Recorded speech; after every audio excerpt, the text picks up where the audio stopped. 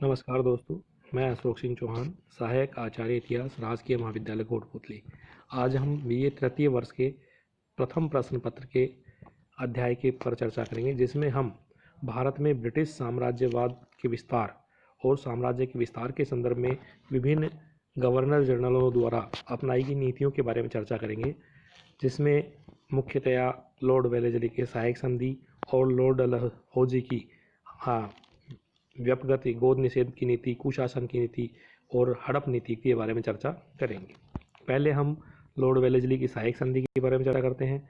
इसमें हमें देखेंगे कि ये क्या है, इसकी विशेषताएं क्या हैं और इसमें इसका मूल्यांकन यानी कि देशी रियासतों को और अंग्रेज़ों को क्या लाभ हानियाँ हुई।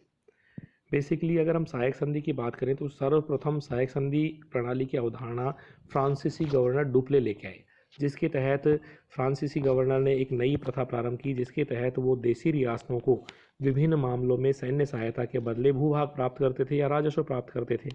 तो इस प्रकार की जो परंपरा प्रारंभ की वो डुप्ले ने की, लेकिन इसका बड़े पैमाने पर जो प्रयोग है वो ब्रिटिश ईस्ट इंडिया कंपनी के गवर्नर जनरल लॉर्ड वेलेस्ली द्वारा किया गया। लॉर्ड वेलेस्ली ने देशी रियासतों के साथ एक संधि की, उस संधि को सहायक संधि कहा जाता है, जिसके तहत ये किया गया कि ब्रिटिश सरकार को, ब्रिटिश सत्ता को, ईस्ट इंडिया कंपनी को देशी रियासतों के ऊपर सर्वोच्च सत्ता के रूप में स्थापित किया गया।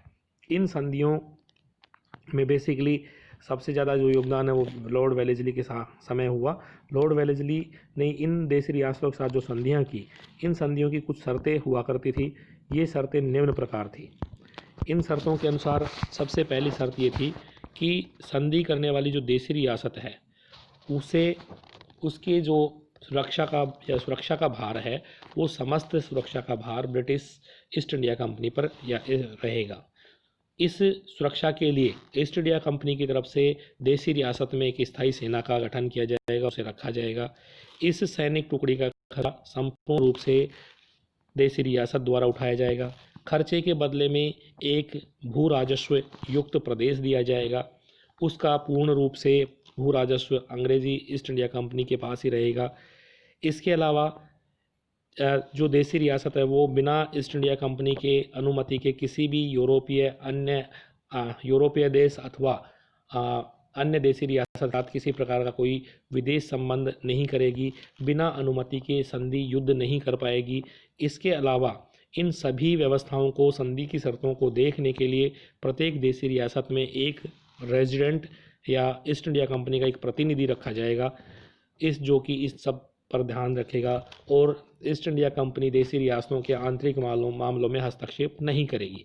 इस प्रकार ये संधि की शर्तें थी, जिनके आधार पर हम कह सकते हैं कि देशी रियासतों ने अपनी संप्रभुता को बेचकर सुरक्षा को खरीदा। पूरी तरह से इन संधि की शर्तों के द्वारा यद्यपि देशी रियासतों ने सुरक्षा तो खरीद ली, लेकिन अब उनके विदेशी संबंध और कई मामलों में आंतरिक प्रशासन भी अब ईस्ट इंडिया कंपनी के अधीन आ गया और वो पूर्णतया ईस्ट इंडिया कंपनी पर आश्रित हो गए। इस संधि के द्वारा लॉर्ड वेलेस्ली ने सर्वप्रथम यह जो संधि है वो हैदराबाद के साथ 1798 में, उसके बाद मैसूर के साथ 1799 में, अवध के साथ 1801 में, मराठाओं के साथ 1802 में, पेशवा के साथ 1803 में, बरार के भोसले के साथ 1803 में और ग्वालियर के साथ 1804 में की। अगर प्रश्न आता है कि सर्वप्रथम सहायक संधि किस राज्य के साथ की गई, तो हैदराबाद, दूसरे नंबर पर मैसूर। अब हम इन संधि की जो लाभ हैं और हानि की अगर बात करें तो पहले हम कंपनी को हुए लाभों की चर्चा करते हैं।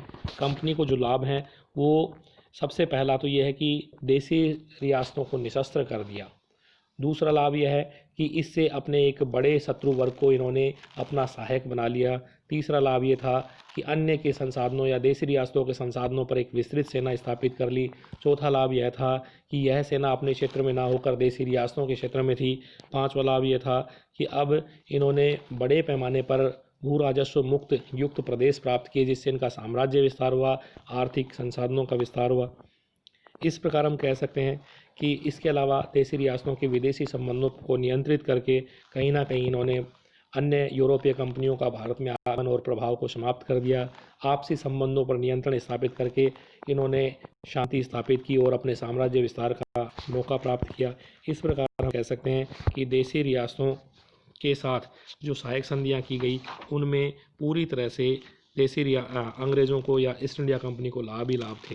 दूसरी ओर अगर हम देशी रियासतों के संदर्भ में बात करें तो देशी रियासतों को इससे लाभ कम और हानि अधिक थी, क्योंकि हम देख सकते हैं जहां एक तो देशी रियासतों ने अपनी संप्रभुता को पूरी तरह खो दिया, पूरी तरह से ये ईस्ट इंडिया कंपनी पर निर्भर हो गए, इनकी सैन्य शक्ति और क्षमताएं समाप्त हो गई, स्थायी सेना समाप्त हो गई, इनका एक विस्तृत भूभाग देशी रियासतों का अंग्रेज़ों के पास चला गया, इनके आय के संसाधन घट गए, आपसी संबंधों के मामले में इनके ऊपर एक ईस्ट इंडिया कंपनी का प्रतिनिधि बैठने लगा, रेजिडेंट समय समय पर इनके आंतरिक मामलों में हस्तक्षेप करने लगा। और इसके अलावा चूंकि अब आर्थिक शोषण के लिए सीधे तौर पर ये अपनी प्रजा के लिए उत्तरदायी थे, इसलिए अंग्रेज़ों को जो धन दिया जाने लगा उसके लिए भी उत्तरदायित्व इन्हीं पर आ पड़ा। इस प्रकार हम कह सकते हैं कि पूरी तरह से सहायक संधि ने जहां एक और अंग्रेज़ों को लाभ ही लाभ, वहीं दूसरी ओर देशी रियासतों को हानियाँ ही हानियाँ पहुँचाई और भारत में ईस्ट इंडिया कंपनी के साम्राज्य को स्थापित करने में सहायक संधि ने महत्वपूर्ण भूमिका अदा की। धन्यवाद।